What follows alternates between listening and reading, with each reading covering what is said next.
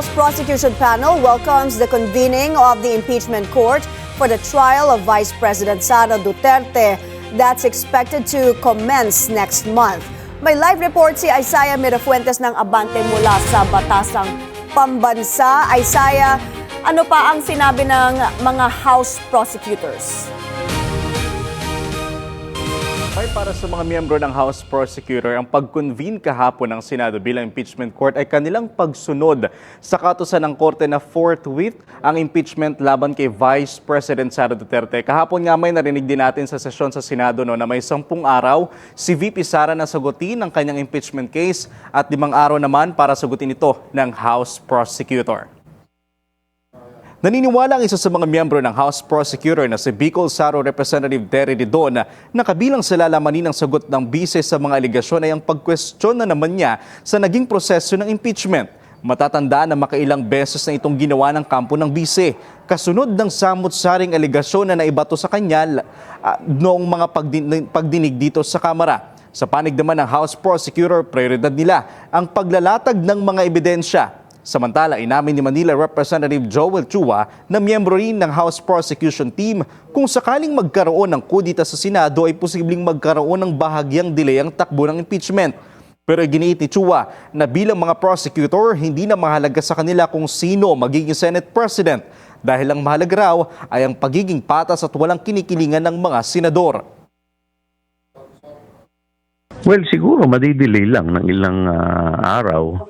But sa amin naman kasi immaterial kung sino ang maging Senate President. Basta ang importante sa amin ay mag-exercise lamang ng political impartiality. Subalit ang ilang miyembro ng prosecution ay naniniwalang bagamat may kapangyarihan ng Senado na madelay ang proseso, tiwala silang hindi ito gagawin ni Senate President Alan Peter Cayetano. May inaasahan nga natin na maging ng mga miyembro ng House Prosecutor na magsisimula ang impeachment trial sa susunod na buwan, maging sa July ay magpapatuloy rin ito. At sinabi rin sa atin ng ilang mga miyembro ng House Prosecutor, kanilang iginiit na sakali mang i-dismiss ng Senado, agarang i-dismiss ng Senado ang impeachment laban sa bise, ay agad o nakahanda na raw ang kanilang mga legal remedies para rito. Maraming salamat Isaiah Mirafuentes, live mula sa Batasang Pambansa.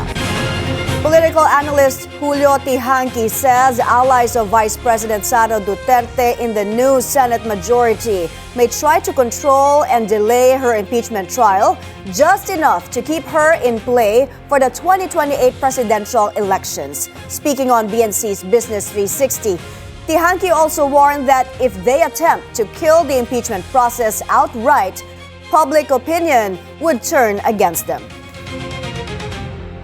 Some analysts say that Duterte's allies won't try to kill this trial outright, but will instead try to control it and drag it out just enough to keep her in play for 2028.